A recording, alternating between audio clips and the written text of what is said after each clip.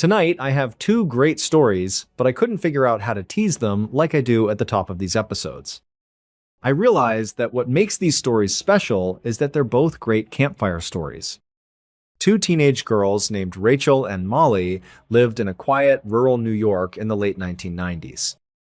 Best friends, they were inseparable and part of a large high school group that spent a lot of time together. Still, Rachel and Molly had a special bond within that larger circle. Two of them were often seen together, sharing secrets and navigating high school. Love of goth culture brought them together and bonded their group. High school goths had a distinct identity in the late 1990s and early 2000s. It meant wearing mostly black. Black nail polish, lipstick, and a deep black hair coloring. Celebrate all things dark and macabre. Others saw it as a philosophical exploration of life's darker side and a way to express their non-mainstream feelings. Many saw it as a fashion statement, a way to stand out and feel special. It was a distinct subculture in the late 1990s, and Rachel and Molly were fully committed to it. They liked the music, fashion, and atmosphere. A favorite hangout for Rachel, Molly, and their goth friends was the local cemetery. It was initially a joke, an ironic performance of their identity. Where else would the goth kids hang out than a cemetery? Their first few trips there were humorous because it felt too predictable. Odd thing happened. The cemetery was actually cool to hang out in. They were never bothered there in the peace. So it became their seat. It was their weekend hangout. The cemetery was usually visited at night by Rachel, Molly, and their friends. This maximized the dark, spooky atmosphere they were going for, leaning goth.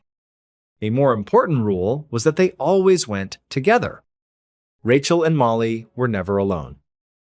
They always hung out with several of their friends. This had several causes. First, more people meant more energy and conversation, making it more fun. Though they loved it, the cemetery was creepy at night. Numbers provided safety. It felt less intimidating and more like their own park with a group. Rachel was home alone on a Friday night, bored, when the phone rang. Was Molly. Caller Molly was cheerful. Rachel replied immediately when she asked, "Hey, you want to go hang out in the cemetery?" "Duh," she said. They did it on weekends. "I'd love to go. Come pick me up." Rachel got ready after saying goodbye. It was her usual all-black outfit, makeup, and waiting outside for Molly's car. A few minutes later, Molly's headlights turned onto her street, and the car pulled up to the curb. Rachel saw Molly alone in the car first. It was odd. When they picked her up for cemetery nights, the car was usually full of friends. Rachel entered through the passenger door. While buckling her seatbelt, she asked Molly, "Hey, so where is everyone? Are we going to pick up the rest of the group now?" Molly dismissed her. "In fact, no," she said. "I tried calling everyone else, but they're all busy. Some are working, some are hungover from last night. It's just going to be us two at the cemetery. Is that okay?"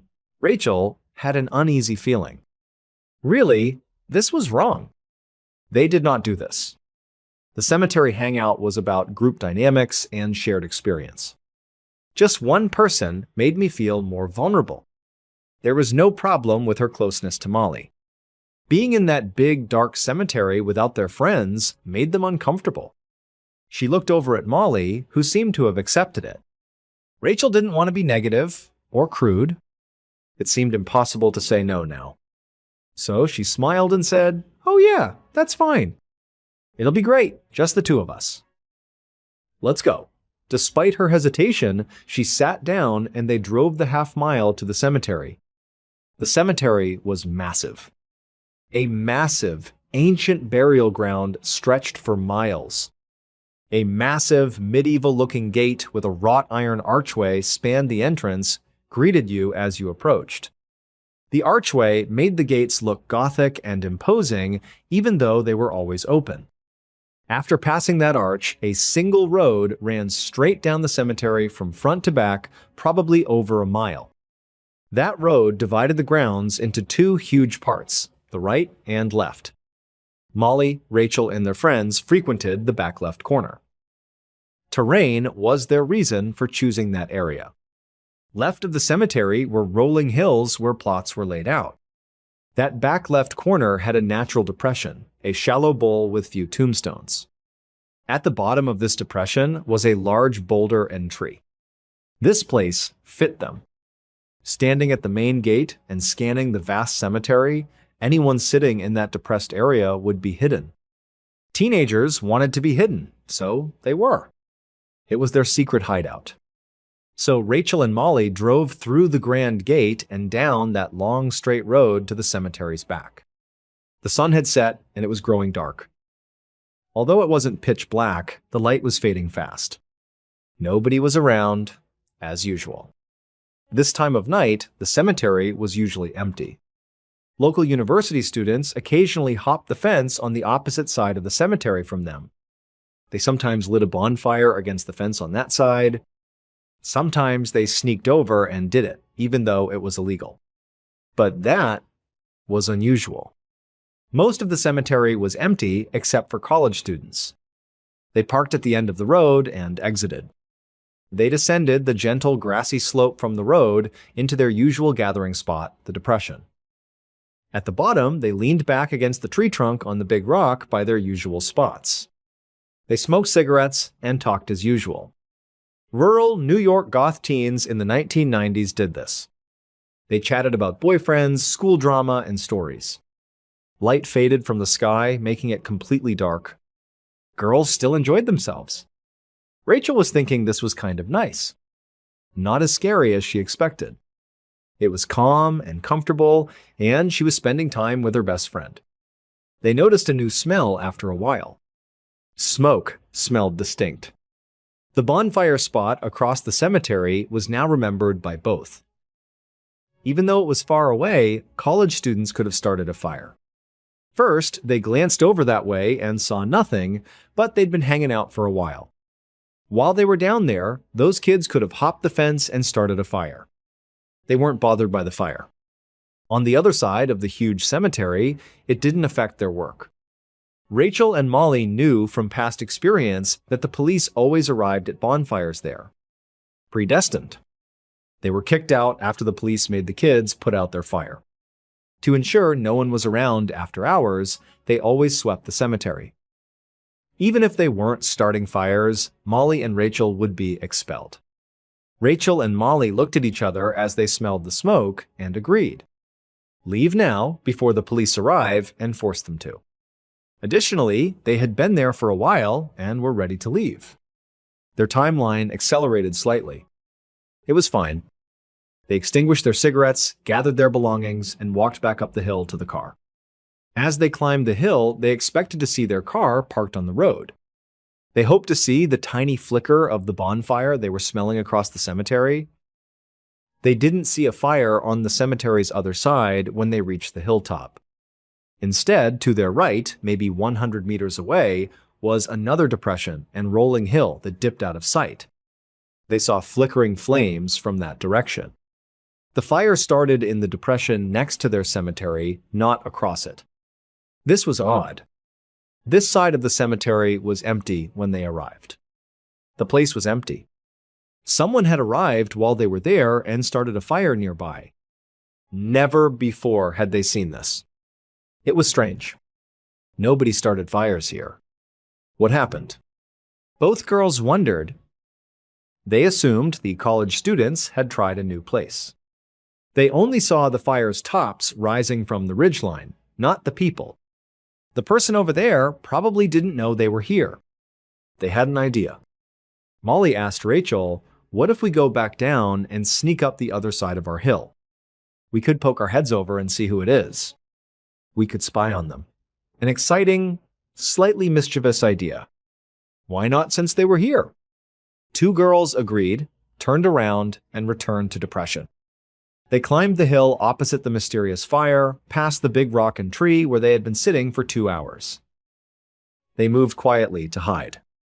Rachel accidentally made noise as they approached the hilltop, where they could see the fire and whoever was there. In the quiet night, she stepped on a dry branch or loose rock, which cracked loudly. Fire crackling was the only sound. No one spoke from the other side. Rachel covered her mouth and stared at Molly. Molly asked, "What are you doing?" "We're trying to be quiet." Twin girls froze. They stood still, listening to see if the firemen heard them. It was silent. A spooky silence. The mood changed then. Something was off. Even though they hadn't reached the top of the hill or seen who was at the fire, their playful curiosity had turned into a cold dread. Both looked at each other and knew they were thinking the same thing. They agreed, maybe we should just turn around and leave. Yeah, let's get out of here. This doesn't feel right. As quietly as possible, the two girls turned around and returned to their depression. They quickly passed the rock and tree and returned up the hill to their car. Rachel glanced back over her shoulder at the hill they had just come from while walking. And what she saw chilled her. Man stood on ridgeline. The fire behind him silhouetted him, making him ominous against the orange glow. Standing still, he stared at them. Though silent, he watched them. It was him at the fire. The Rachel noise must have reached him. Molly turned and saw the man as Rachel frantically whispered, "Molly, look, look." She felt pure fear. "Let's get out of here," she panicked. "We don't know who that guy is." "We have to go now." They stopped, ran up the hill. Seconds later, Rachel glanced back. The hillman was gone. She thought he was gone, terrified. Then she saw movement in the darkness below. He ran down the hill toward them. Girl screamed. The grassy slope to the road was scrambled at full speed. The man was closing in, and Rachel kept looking back. He moved quickly. They ran to Molly's car after climbing the hill, their lungs burning. They fiddled with the doors, jumped inside, and slammed them shut, locking them. Molly started the engine, jumped out, and screeched tires on the asphalt. Rachel watched out the back window as they drove down the cemetery road. She saw him. Reaching the road, he was almost there. He paused as their car vanished into the night. After turning, he slowly descended the hill out of sight. Molly and Rachel were traumatized. Their hearts raced and they panted. That was no college student. That was a grown man, possibly in his 40s, unfamiliar to them. Everything felt creepy and dangerous. It baffled them. They kept asking, what would have happened if he caught us? What was he trying to do? What just happened? By the time Molly dropped Rachel off at her house, the terror had subsided and been replaced by cautious energy. They nearly laughed it off as a crazy night. Man, that was insane, huh? They told a wild story about a close call. They promised not to return alone at night. Rachel entered home. Never told her mom what happened. She put her things down, went to her room, and calmed down. Without telling anyone about their terrifying encounter, Molly did the same at home. They both went to bed to forget. The next morning, Rachel went downstairs to the kitchen. Mom was making coffee and going through her morning routine. She asked, "Hey, how was your night last night?" Rachel shrugged. "Oh, it was fine." Me and Molly went out. No big deal. Her mother looked serious. Ripped her head. "Oh, did you hear what happened last night?" Her mother asked gravely. "No, what do you mean?" "What happened?" "Well, a woman in our town got kidnapped. She was taken from the parking garage where I park for work. She worked in the same building as me." Rachel's wide eyes. The mother of Rachel breathed deeply. "No. I mean, yes, they found her. But unfortunately, it was too late. When they found her, she was dead. And whoever kidnapped and killed her, they brought her body to the local cemetery last night. And they burned her in a huge bonfire." Her mom let the words sink in. "Whoever did it still hasn't been caught." Hearing this felt like the floor fell out from under Rachel. Her world fell apart. Now, everything from the night before made sense sickeningly. They smelled no college party bonfire. Mom mentioned that fire. A man chased them and was the killer. The murdered woman's body was likely in that fire. They were just 100 meters from a killer dumping his victim's body. Scary thought. They likely witnessed the killer set the fire and start this horrific act. What if that man caught them? Were they to continue spying on him over the hill without Rachel's noise, what would he have done to them? Rachel broke down and told her mom everything from the night before. Horror struck her mother.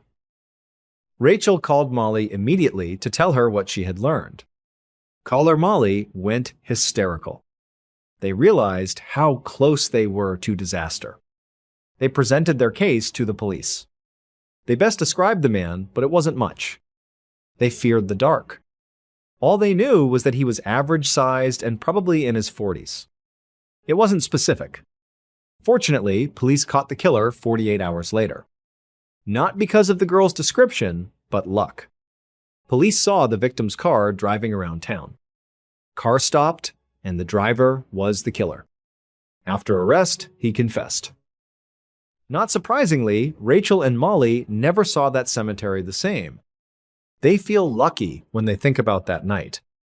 Rachel's accidental noise as they approached the fire may have saved them. One accidental sound made them pause, reconsider, and turn around to leave. That saved them because if they had crested that hill and met the killer, they may have both died in that bonfire. I served in the military before starting this channel and telling strange, dark, and mysterious stories online. 7 years as Navy SEAL. I thought that was my life's purpose and career. Getting hurt made it not the right fit for me in the long run. The rest is history after I left the service. My military experience includes many funny stories about our brutal training and some scary stories about my overseas service. Experiencing my first deployment to Afghanistan has always stood out to me as a special memory. That it's not a war story helps it stand out. The Navy SEAL training took almost 3 years of my life. An arduous process. I finally arrived. SEAL Team 2 in Virginia was my East Coast assignment. We immediately started training for our first deployment and learned we were going to Afghanistan. This was in 2013, when going to Afghanistan meant fighting. There were active combat operations nationwide. Navy SEALs and other direct combat units want war. You've spent years training for it, not because you're a warmonger or love violence. You want to prove yourself and do your best after all your hard work. Thus, I was preparing for battle. It was deployment day. In a typical SEALs flight, the team isn't sent out together. It's unsafe. That plane crash could kill a platoon. You're sent out in small batches, sometimes on civilian flights for the first leg. I flew to South America with 2 other SEALs dressed as civilians. From there, we took a military transit flight into Afghanistan. I was focused throughout. The end. I've prepared for this. Here goes. The last leg of the trip, the flight into Afghanistan, was on that military plane. The military pilots made 2 changes when we entered active war zone Afghan airspace. A dark red replaced the aircraft's white overhead lights. They then told us to avoid windows over the intercom. We were approaching the most dangerous part of the flight, landing. You didn't want to sit next to a window if the plane was shot at from the ground. It wouldn't matter where you were sitting if the plane was hit by a rocket-propelled grenade, but it was a stark reminder that we were about to enter a war zone. Also intense was landing these large transport planes in combat zones. They needed to minimize ground-level small arms fire at them. Lower people are more vulnerable. They would land combatively. They would dive straight down toward the runway and pull up at the last second to land abruptly. It was rough. We were on this crazy landing, red lights glowing, everyone tucked away from the windows, and my mind kept repeating, "Okay, we're ready for Afghanistan." Fob Shank is a well-fortified base where we landed safely. The massive ramp at the back of the plane lowered after taxiing. Since my gear had been shipped on pallets weeks earlier, I grabbed my pack. I had only my backpack. I and a teammate walked down the ramp onto the tarmac. We existed. First sighting of Afghanistan. I didn't see the country the first time because the plane windows were tiny portholes and we were told to avoid them. Honestly, standing there and looking around was breathtaking. Afghanistan's beauty is astounding. These massive snow-covered mountains and beautiful wide-open fields surrounded us 360 degrees. The land appeared unspoiled. The jagged scar on the earth was the NATO base, where war was launched. Contrast was striking. I didn't understand. This place was too beautiful to fight. That feeling did not last. We were quickly led to a holding area, grabbed our gear, and loaded into MRAPs or heavily armored military vehicles. These are IED-resistant 50-ton beasts. We drove from that big base to a smaller, more remote, forward-operating base in the sticks. It was more vulnerable, and we would operate there for 6 months. Our new home arrived late that night. This primitive outpost was in the middle of nowhere. When we arrived, the SEAL team we were replacing was finishing their deployment. There were interpreters who are crucial to the war effort. These interpreters were mostly 20-somethings who had worked on these bases with American units for years. They couldn't leave the base because they worked with NATO. As traitors, the Taliban and other militant groups targeted them.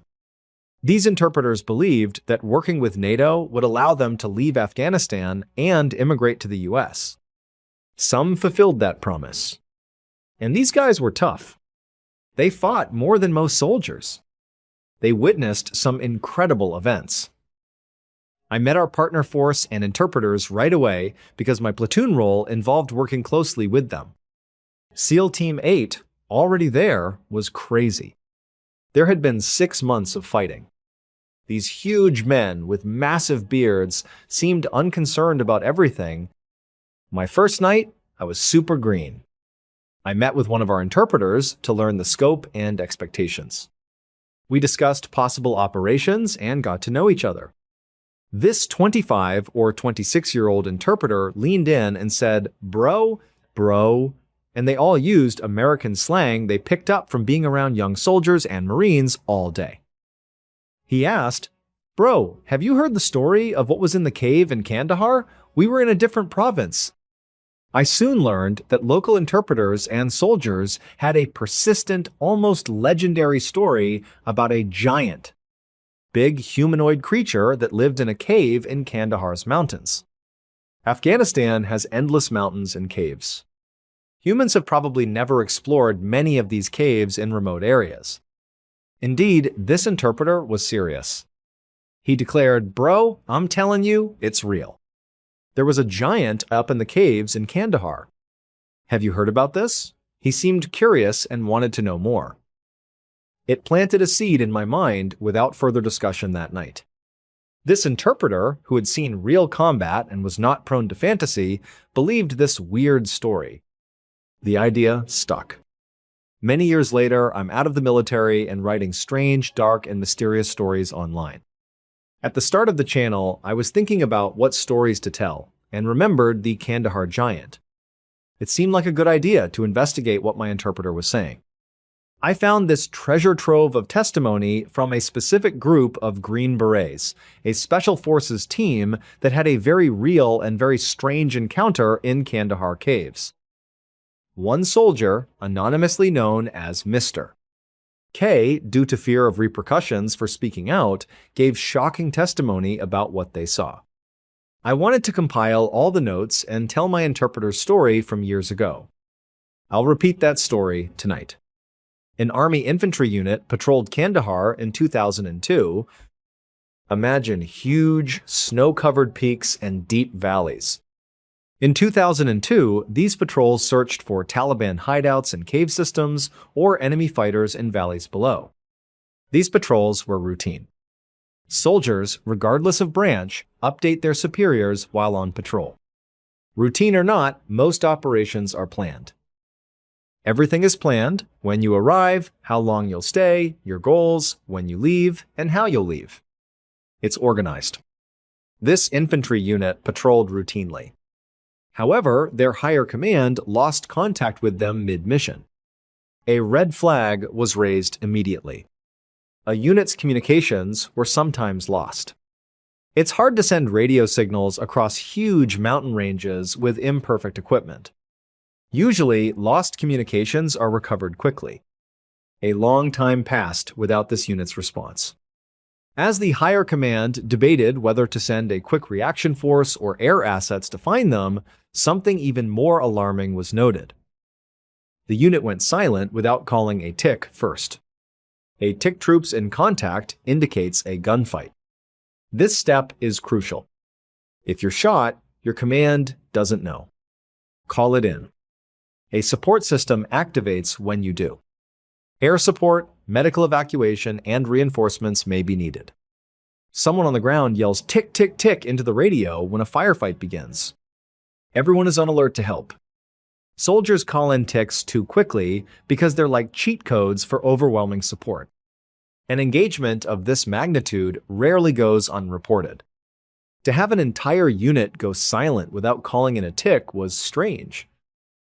It meant it was either a massive, unprecedented radio failure or something else that didn't fit combat patterns. After a while, the Army decided to send an elite unit to find the unit. The mission was given to the Army's top special forces, the Green Berets. Mr. K was in that Green Beret detachment. Mr. K's small team of Green Berets took helicopters to the remote Kandahar area where the infantry unit was last seen. The landing was as rural as it gets. Only the occasional mud hut existed. That mountain range was vast and empty. It can feel like another planet. There was nothing to see. All around was a wasteland, no locals or Americans. People knew the search area was huge and the terrain was rough. Hiking through the mountains to find the missing soldiers would be difficult for several days. Each carried a heavy pack of ammo, water, and gear. They hiked the missing unit's rough route. Hiking through the mountains yielded nothing. For several days, they hiked all day. They had a few distant enemy encounters, but nothing major. They were searching for missing soldiers, not fighting. Hiking, they searched the landscape for clues. Days went by with no results. On their fourth day of searching, Mr. K and his team saw a goat trail ahead while walking through a mountain range. The narrow path climbed and crossed the mountain. So they took it. No intelligence led them there, but it was a trail which was easier to walk on than the rocky terrain they had been navigating. They thought they'd follow it across, get a better view, and spot something in the next valley. Therefore, Mr. K and the Green Berets started up the winding goat trail. As they walked, they saw plastic and metal fragments on the path. They were initially unidentified. While climbing, they realized these were military equipment fragments. Radios and other equipment from an American infantry unit were included. Their senses were primed. The men had rifles ready, including Mr. K. They climbed the trail more cautiously, knowing they were on the right track, but that they could face danger. On top of this mountain, what would they find? Bloody ambush grounds? Surviving unit members? Unaware. Evidence increased as they hiked. Large radios and military backpacks were found. They found uniforms with name tags and unit patches. They now knew the uniforms belonged to the unit they were looking for. They had found their first real lead, and it looked bad. They reached Trail's peak. Green Berets are the world's best trained soldiers. Regardless of how bizarre, their training would take over. They would have moved precisely and confidently, ready for anything. After climbing the trail, Mr. K and his team reached a flat plateau. 3 massive cave entrances opened up onto the plateau like front porch doors as the mountain rose above it.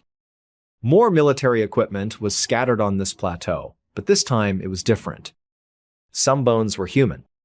Human bones were scattered. No one was here. If the missing unit were here, something terrible had happened to them. Green Berets set up defensive positions around the plateau immediately. It was imperative to clear those caves. Inside were survivors? The perpetrators were inside? To investigate, Mr. K and his shooting partner had to approach a cave entrance. The team supplied cover and watched all angles as they crossed the plateau silently. Mr. K entered with his partner. A huge opening could be walked into, but it was dark inside. It took a few steps into the cave for his eyes to adjust to the darkness. Trying to spot anything, he noticed a sheer drop inside the entrance. Cave floors fell into deep pits. Though he stopped in time, he couldn't see the bottom in the darkness. As he stood up, he saw movement in the cave's back, across the deep crevasse. On instinct, Mr. K raised his rifle to shoot. He was stopped by a huge spear, like a javelin, flying out of the darkness. Impaling his partner, Soldier Dan, sent him flying backward out of the cave entrance. The team witnessed it. A huge humanoid creature bounded out of the cave in seconds. It was 12 feet tall, with fiery red hair and beard. It wore animal skins and had 6 fingers and toes on each hand and foot. It jumped the crevasse and stormed the plateau. The Green Berets fired upon it as it ran out, likely to attack the team. In seconds, a hail of bullets killed the massive creature. What happened was beyond anyone's comprehension, but their training kicked in again. Then they rushed to Dan to treat him after the threat was gone and the caves were empty. Too late. He left. The team faced an impossible situation. They had killed a 12-foot giant, lost a man, and hadn't found the missing unit. Team leader called higher command on radio. He responded with, "You have to come get us. I can't even tell you what just happened, but we have a man down, and we have this combatant. You need to get out here, and you need to take this thing too." 2 helicopters soon followed. One was returning the Green Berets and Dan's body to base. Another helicopter's cargo net was huge. They carried the dead giant in the net, attached it to the helicopter's underside, and flew away. Standard procedure for Mr. K and his team was to return to base and debrief the mission. Your after-action report details what happened. Upon returning, something was different. They received no visitors. Just record what they saw and leave it. So did they. They recorded the giant attack. But higher command told them they couldn't include those details in their report. They were told to alter. They were told, "We can't say, you fought a giant in a cave." Change the report. Despite knowing it was a lie, they rewrote the report to say they encountered a normal threat who killed Dan with small arms fire. They had to sign non-disclosure agreements to keep quiet about what they saw in the cave after submitting the false report. After that, they were told to forget. When they tried to find more information, all official reports about that operation were heavily redacted or classified. No one told Mr. K what happened to the missing infantry unit. It was all a black hole mystery. In 2016, 14 years have passed. K decided to reveal the truth. He thought it was wrong to hide what happened and how his friend Dan died. They agreed after talking to his teammates. He told his story because of that. When he did, he found other military personnel had seen the giant. At the airfield where the giant's body was brought, pilots saw a 12 to 15-foot tall creature with 6 fingers and 6 toes loaded onto a transport plane. They were told to never mention it and to remove it from their reports. Everyone who encountered this creature was sworn to secrecy, and the government tried to hide it. The story confuses me. Some part of me wants to trust Mr. K and others. I remember my grounded interpreter in Afghanistan believing something strange was living in those caves. Perhaps possible. You feel like anything could be hidden in those mountains in that ancient alien landscape. With an infantry unit still missing and a Green Beret who was killed in action, his team wants the truth about his death told. Government concealment seems obvious. They may be hiding something, but this story seems to have more to it. Much obliged for watching. Leave a comment on today's episode. We have a whole playlist of true crime episodes to binge from. Next time. Farewell. On the afternoon of the 10th of April, 1998, a 40-year-old woman named Diane Auget stood at a bar inside the Hayloft Tavern. It was a small local spot in Hudson, Florida. The kind of place where everyone knows everyone, or at least they think they do. Diane held a glass in her hand. She brought it to her lips and downed the last few sips of her drink. Her vision was starting to get blurry, and a wave of nausea rolled through her stomach. But she didn't care. In fact, that was kind of the point. She yelled out to the bartender, her voice slurred and thick, telling him to bring her another round. She wanted to get so drunk that she could forget everything. Because right then, her life felt like a complete disaster. It hadn't always been this way. Not too long ago, Diane had been a married stay-at-home mother. She had 3 kids, and they were her entire world. She loved them more than anything. But about 10 years before this night at the bar, her life had taken a very difficult turn. She started having very serious mental health problems. After a long and difficult process, she was diagnosed with bipolar disorder. It was a heavy diagnosis, one that came with a whole new set of challenges. She would fall into these deep, dark depressions. They were so powerful, they would make it almost impossible for her to function, to even get out of bed in the morning. Then, like a switch would flip, she would swing into these intense manic episodes. These would keep her awake for days on end, leaving her so delirious and exhausted that she would start talking to herself, seeing things that weren't there. Living with this was incredibly hard, not just for Diane, but for her family. Eventually, the strain became too much. Her husband divorced her, and in the custody battle that followed, he was awarded full custody of their children. Losing her kids, even if she understood why, was a blow that Diane never fully recovered from. By 1998, her life had sort of leveled off into a new, difficult normal. She was living with her sister, which provided some support and a roof over her head. But her bipolar disorder was far from under control. She had medication for it, but she wasn't always consistent about taking it. So, the cycles continued. The crushing lows of depression, followed by the chaotic highs of mania. She had been in and out of various psychiatric facilities more times than her family could count. Each time, they hoped it would be the one that finally helped her find stability. But it never seemed to stick. So, on this particular night, April 10th, Diane was in a dark place. She just wanted to numb the pain, to drown her sorrows, and make the world go quiet for a little while. A couple of hours earlier, she had left her sister's house. She didn't say where she was going. She didn't own a car, so she just started walking. Her feet eventually carried her to the Hayloft Tavern. And for the past couple of hours, she had been standing there, mostly by herself, pacing in circles and drinking alone. Just then, the bartender came back over to her side of the bar. Diane was seeing double, but she could clearly see that he wasn't carrying another drink for her. His hands were empty. He had a look on his face that was half annoyed, half sympathetic. He told her he was cutting her off, that she'd had enough. Diane was furious. The feeling of humiliation washed over her. She started to argue with him, telling him he didn't know what he was talking about, that she was fine. But the bartender just held up his hands and stood his ground. He was sorry, he said, but she was cut off. There was a finality in his voice. Defeated and angry, Diane turned and stumbled out of the bar, disappearing into the Florida night. The next day, April 11th, Diane's mother, Mildred, was pacing back and forth inside her living room. She held a phone pressed tightly to her ear, listening to it ring.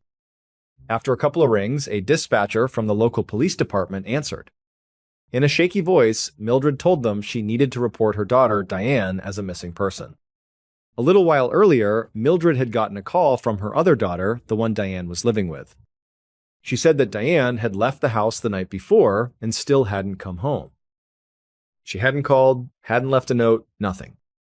Given Diane's history of mental illness and her often erratic behavior, Mildred's mind immediately went to the worst-case scenario. She felt a deep, cold pit of fear in her stomach. Her daughter had to be in some kind of trouble. On the phone with the police dispatcher, Mildred explained the whole situation. She said that yes, it was possible that Diane had just left on her own for some reason. But it was just as possible, if not more so, that she was having a manic episode. When that happened, Diane could become disoriented. She might have wandered off and gotten lost with no idea how to get back home. The dispatcher was calm and professional.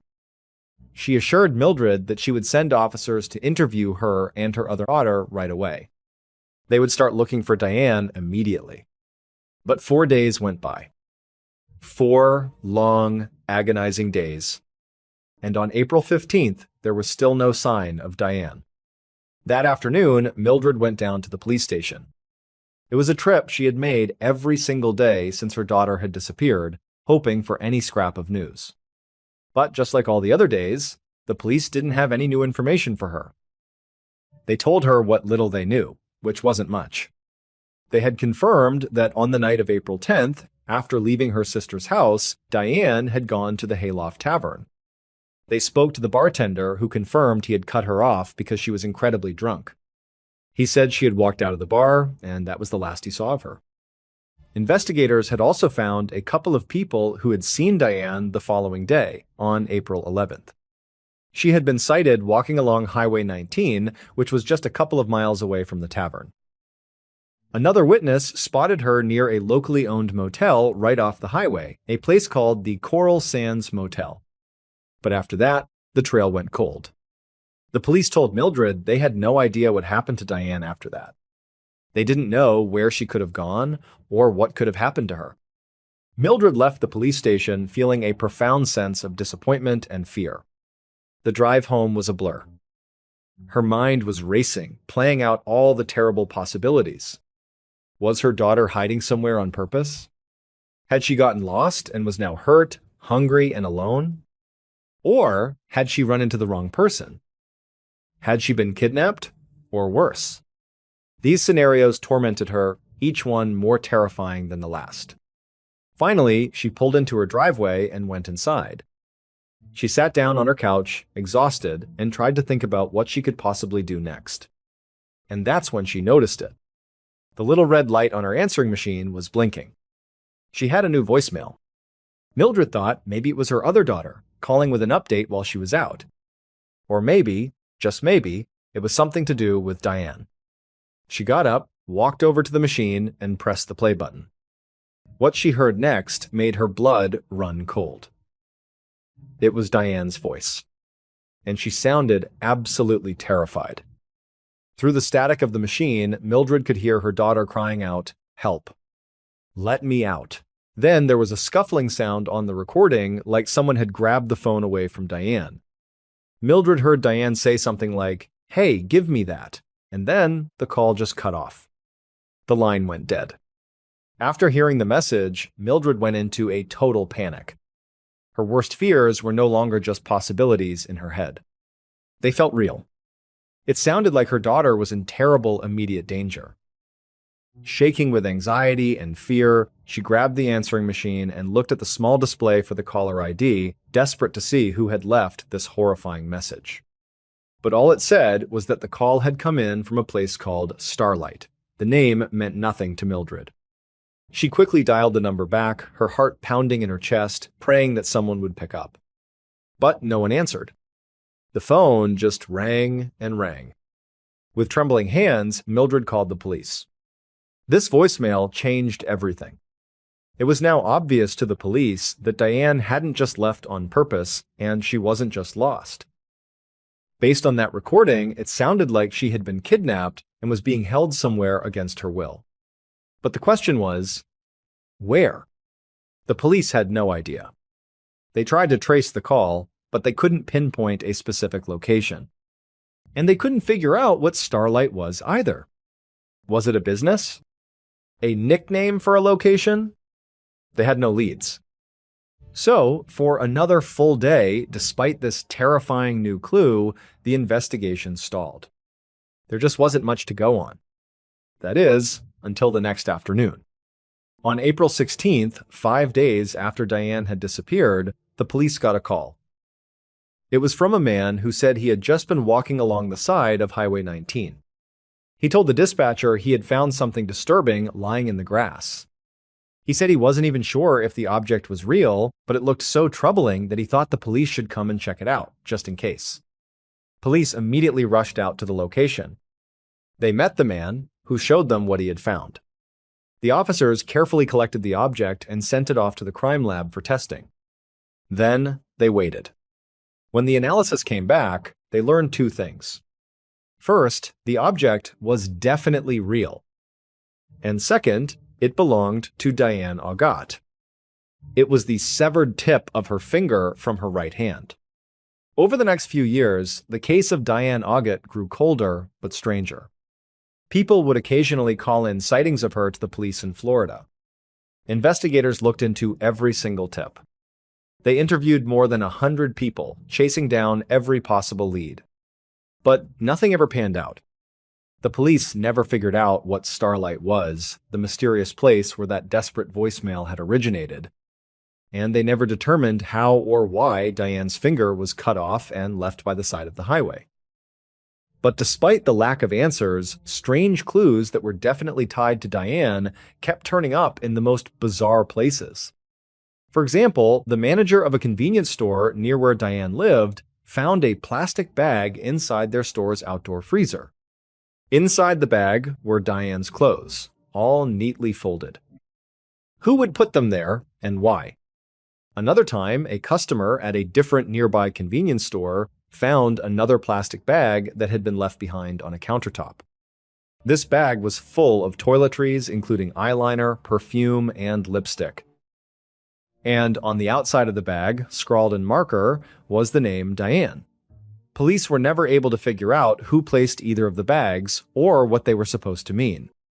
Unfortunately, today, more than 2 decades later, Diane's case remains unsolved. Her family has never stopped looking for answers. Around 3:30 inches the afternoon on the 17th of December, 1927, a 21-year-old sailor named Joe Stevens stood inside a U.S. Navy submarine. The vessel was cruising silently underwater in Cape Cod Bay, about a mile off the coast of Massachusetts. Joe was at the very front of the submarine, stationed inside a small, windowless compartment known as the torpedo room. It was about 20 feet long and 10 feet wide. On one side, a heavy metal door stood open, leading out to the rest of the sub. The walls of the room were lined with 6 bunks for the crew, a tangled mess of machinery, and several long, menacing torpedoes. Despite the cramped and dark conditions, Joe was absolutely thrilled to be there. Working on a submarine had been his dream for as long as he could remember. When he was just a little kid, he had actually built his own periscope out of a piece of wood. A periscope on a real submarine is like a long set of binoculars that can be raised up from the sub. It allows the crew to be just below the surface of the water, hidden from view, while the periscope pokes just barely out of the water to see what's going on around them. With this fake wooden periscope, Joe and his older sister, Florence, would spend hours and hours pretending they were on a submarine deep underwater, going on all sorts of secret and important missions. So, years later, when Joe turned 18, remember, the very first thing he did was enlist in the Navy. And just recently, he had finally been assigned to work on this exact submarine. For Joe, it was literally his childhood dream coming true. On this particular day, Joe was taking part in one of his very first test sails. The mission was simple. He and the other 40 men on board were just running through drills, testing all the different machinery to make sure everything was in perfect working order. Joe and 5 other men had been assigned to the torpedo room. They were standing by, waiting for a command from their captain to come through on the one-way intercom system overhead. But as they were standing there, waiting in the quiet hum of the submarine, something happened. Out of nowhere, Joe heard a loud, grating, metallic sound. It echoed through the entire submarine, a horrible screech of metal against metal. The sub itself shook so violently from the impact that Joe and the other men were thrown off their feet, falling hard to the metal floor. Immediately, Joe and his coworkers scrambled to get up. They looked at each other with wide, confused eyes, all thinking the same thing. What was that? But before they could even say a word, their worst nightmare began to unfold. A torrent of seawater began to rush through that open door, flooding in from the rest of the submarine and into the torpedo room. As this absolutely horrifying scenario was playing out, Joe's immediate reaction was a strange and overwhelming sense of déjà vu. For just a split second, he felt like he had experienced this exact moment before. But before he could even process that bizarre feeling, a couple of his coworkers rushed past him. They managed to get to the door that connected the torpedo room to the rest of the submarine, and with all their strength, they slammed it shut and sealed it tight. At that point, Joe was snapped back to reality. He wasn't thinking about the feeling of déjà vu anymore. He was focused on what was happening. He realized there must have been some kind of terrible accident. Everyone in the room thought the same thing. That horrible grating sound, the shaking, the rushing water, it could only mean one thing. Something had struck their submarine. He expected to hear the captain's voice come over the intercom at any second, not to continue the test run, but with urgent orders about what they should do now that a real-world emergency was happening.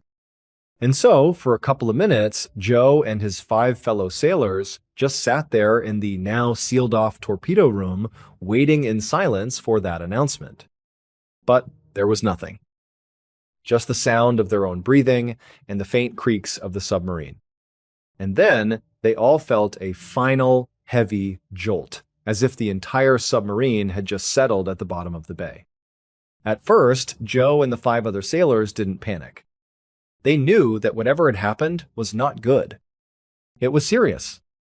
But they figured it wasn't a total catastrophe just yet. It was bad, but maybe they could be saved.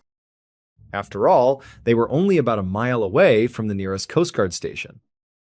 And even though Joe and the others inside the torpedo room had no way to communicate with the outside world from where they were, they assumed that someone in the other parts of the submarine would be able to send out a distress call to the Coast Guard. They figured help was already on its way. But the minutes slowly turned into hours. And there was no progress. There was no sign that any sort of rescue was underway. They heard nothing over the intercom. They couldn't even hear any sounds from the other side of the sealed door. They thought that by now, surely one of their comrades would have come over and knocked or tried to talk to them in some way. But there was only silence. To make matters worse, the emergency lights inside the torpedo room eventually flickered and died, plunging them into total darkness. They were trapped at the bottom of the bay in a sealed metal room with no light. They also had no food and no water. All the supplies were in the other part of the submarine, but they couldn't risk opening the door. More water could come rushing in. They were completely and utterly trapped. All of that was horrible, but the scariest part of the whole situation was something they all knew but didn't want to say out loud. There was a finite amount of oxygen inside that sealed room. And with every single breath they took, they were using up that precious air supply. Pretty soon, that tiny metal torpedo room started to feel less like a part of a submarine and more like an underwater coffin. Joe began fading in and out of sleep. He lost all track of time in the endless dark. And with each passing hour, he was starting to lose hope. But then, suddenly, Joe heard a sound. It was a loud, metallic, clanging sound. He realized someone was knocking on the outside of the submarine. Their rescue had begun. Joe and the others immediately jumped out of their bunks, knocking into each other in the pitch-black room. They scrambled over to the hull of the sub and began knocking back, signaling to whoever was out there that they were alive. They were still in there. By using Morse code, which is a method of communication that uses a series of taps, Joe was able to have a conversation with the people outside. He confirmed that they were Coast Guard rescue divers. And they told Joe what had happened. They explained that about 16 hours earlier, a Coast Guard ship had accidentally struck their submarine. The collision had punctured the hull, and the submarine had sunk to the bottom. Everyone else on board, besides Joe and the 5 men with him in the torpedo room, had drowned. When Joe and the others heard this news, it was horrifying. but at the same time, they were hit with a wave of relief. Had they not sealed that door as fast as they did, they would be dead too. They were so incredibly lucky to be alive. So, after hearing this message, Joe began frantically knocking back a new message. He basically said, "Well, that's great, but when are you going to get us out of here?" He explained that they were running out of air, that it was getting harder and harder to breathe. But the rescue divers could only tell him that they were doing their best. They would get them up as soon as they possibly could. And this was true. The Coast Guard was genuinely doing everything they could to save them. But the reality was, this was a really, really difficult problem. You have 6 people trapped inside a small air pocket deep underwater. If you try to open any part of the submarine, the immense pressure of the ocean would cause water to rush in so quickly that it would kill everyone inside instantly. So that wasn't an option. You also had the ticking clock. As Joe had said, they were running out of air. This meant there was a very compressed timeline to figure this out. So really, the only option was to somehow lift the entire submarine with everyone still inside and raise it to the surface. But this was 1927. This would be a complicated thing to do even with modern technology, let alone nearly 100 years ago. But it was their best and only chance. The plan was to bring in multiple ships with different kinds of heavy-duty lifts and somehow scoop up the submarine and bring it to the surface before everyone inside suffocated. But there was another problem. Just as they began to organize all these ships, a huge storm rolled in. The surface of the ocean was now being battered by extremely high winds, making it nearly impossible to position the ships and their lifting equipment. And unfortunately, the weather forecast said this storm was going to rage for days. While this catastrophe was playing out off the coast of Massachusetts, about 100 miles away in Providence, Rhode Island, Joe's older sister, Florence, opened up a newspaper. She read yet another article about the sunken submarine where she knew her little brother was trapped. For the last couple of days, Florence had been absolutely glued to her radio and the newspapers, desperate for any piece of good news. But every article, every news segment, said the same thing. The 6 men trapped inside the sub were still alive. They were communicating with the divers. But the storm on the surface was still too intense to rescue them. Florence felt so scared for her brother, and it wasn't just because the situation itself was so dangerous. It was because she remembered the submarine game that she and Joe used to play when they were little. More specifically, she remembered the very last time they ever played it. Joe had been about 4 years old. The two of them had just finished another one of their make-believe missions, and they were supposed to be bringing their imaginary submarine back up to the surface. But then, Joe had suddenly dropped his homemade wooden periscope. He turned to Florence and said something so strange and so haunting for such a young child that Florence had never forgotten it. She had asked him to explain what he meant, but he had refused.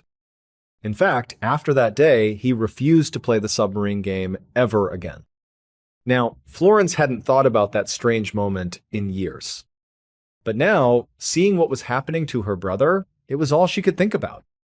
A couple of days later, on December 22nd, 5 days after the submarine had sunk, Florence received the official word. Her brother Joe and all the other sailors trapped in the torpedo room had died while waiting to be rescued. Florence was completely grief-stricken.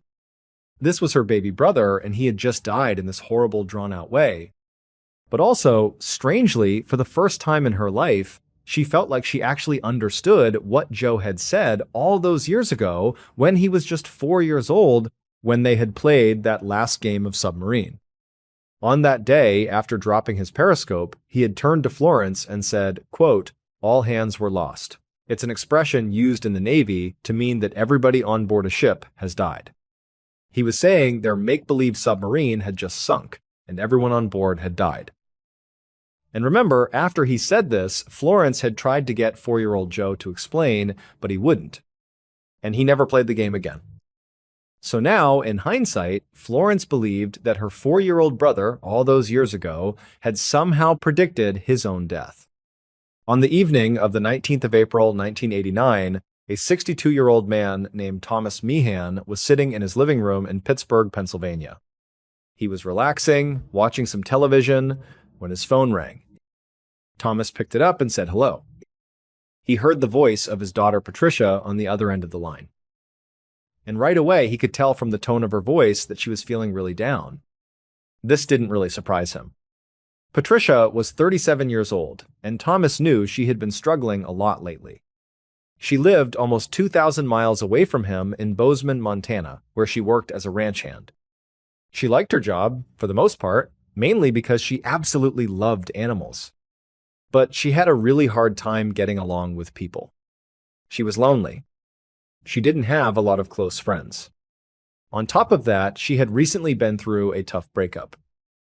And even though she had always wanted kids, she had never had any of her own.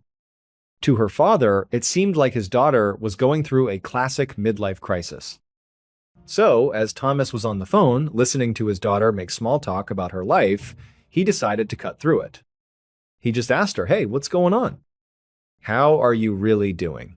Patricia paused for a moment. Then, she vaguely said that she was just under a lot of stress.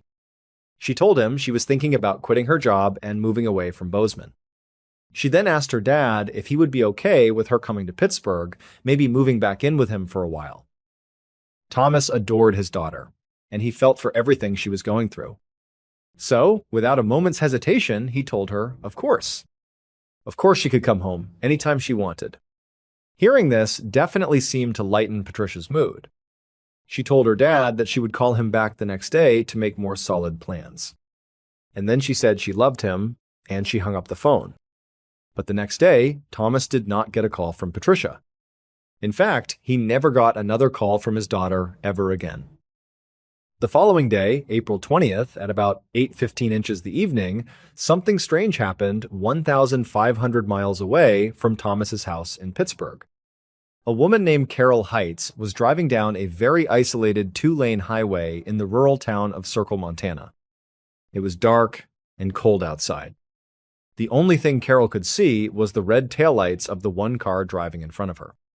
Beyond that, on either side of the highway, there was just big, empty fields stretching out into the darkness.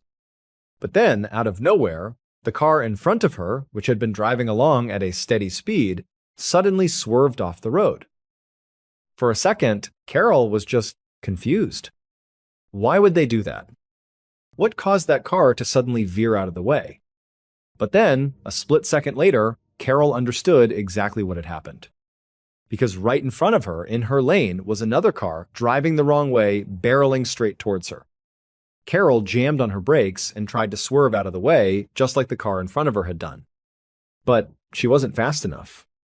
The other car smashed into her, basically head-on. Carol felt her head snap back against the seat. There was a deafening, metallic crunching sound, and then everything went black. Just a couple of minutes later, Carol opened her eyes. She realized she had survived the crash. She felt a sharp pain in her neck, and her car was a complete mess. The airbags had deployed. It was obvious she'd been in a very serious wreck, but she was alive. Eventually, Carol managed to push her door open and climb out of the car. Her first thought was to check on the other driver. The other car was smashed right up against hers, and she couldn't see if the person inside was okay. So she got out and started walking over to the other vehicle. But before she could reach it, the driver of the other car also climbed out. In the combined glare of both cars' headlights, Carol could see that the other person was a middle-aged woman. She appeared to have shoulder-length strawberry blonde hair. And this woman, she didn't seem to be hurt, at least not visibly. In fact, what was really weird was that she seemed very, very calm. This woman just stood there by her wrecked car, not saying a single word to Carol. She didn't acknowledge what she had just done, which was drive the wrong way down a highway and smash head-on into Carol's car, nearly killing her. There was no recognition of that at all. Instead, she just stood there. And then, eventually, she turned and just stared directly at Carol. This was starting to get very alarming for Carol. It caused her to stop in her tracks and just stand there as well, staring back at this woman, not really sure what to do or say. And as Carol was waiting to see what would happen next, the other driver, this middle-aged woman, simply turned and started walking away. At this point, Carol yelled out to her to stop. She shouted that she couldn't go, that they had just been in a horrible accident and they had to wait for the police to get there. She couldn't just leave the scene. But the woman didn't even look back. She just calmly walked off the highway, climbed over a wire fence into one of those big empty fields on the side of the road, and just kept on walking until Carol couldn't see her anymore. She had just vanished into the darkness. When the police arrived about 45 minutes later at 9 p.m., they found the two wrecked cars and a very shaken Carol. The other driver, as Carol explained, was gone. So the police ran the license plate of the car that had hit Carol's. They learned that it was registered to a 37-year-old woman named Patricia Meehan.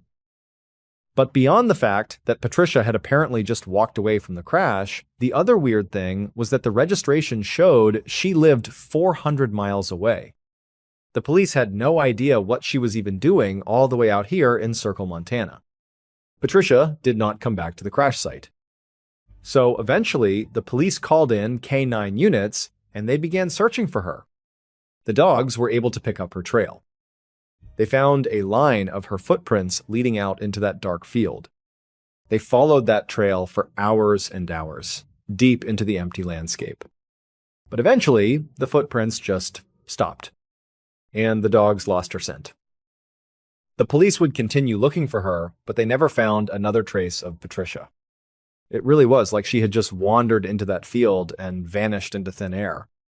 But that was not the end of the story. About 2 weeks later, a totally unrelated police officer was eating at a fast food restaurant in Luverne, Minnesota. This was about 700 miles away from the crash site. Now, even though this officer lived and worked in a completely different state, he had actually heard about Patricia Meehan's disappearance. He'd seen pictures of her, because by this point, her case had become national news. So when this officer looked across the restaurant he was in and saw a middle-aged woman with strawberry blonde hair sitting in a booth all by herself, silently drinking a glass of water and just staring off into space, he immediately thought it was Patricia. The police officer had no idea if this really was her.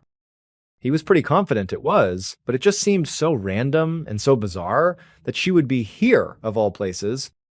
He also didn't know if she was alone or what she was doing. So, instead of getting up and talking to her, he decided to just stay in his seat and keep an eye on her. And for the next 5 hours, the woman he believed was Patricia just sat there in the booth. She slowly drank water and stared off into space for 5 straight hours. Eventually, the restaurant closed for the night. An employee had to go over and tell the woman that she had to leave. They also told the officer that he too had to go.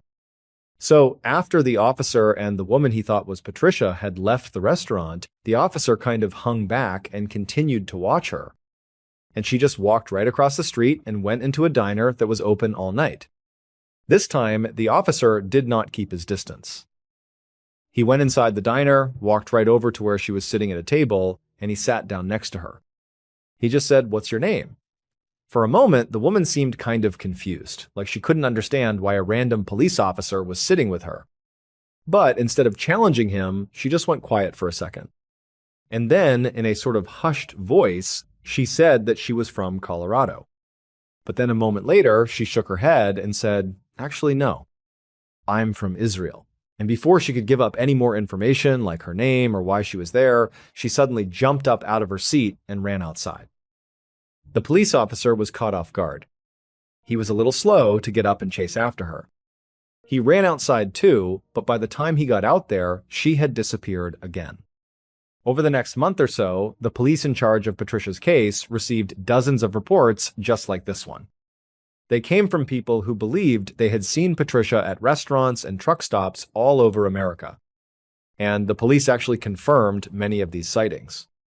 They believed that these witnesses really did see Patricia, that it wasn't just some look-alike.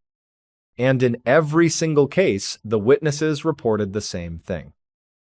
This woman, presumably Patricia, refused to speak and was just staring vacantly into space. She didn't seem to know who she was or what she was even doing.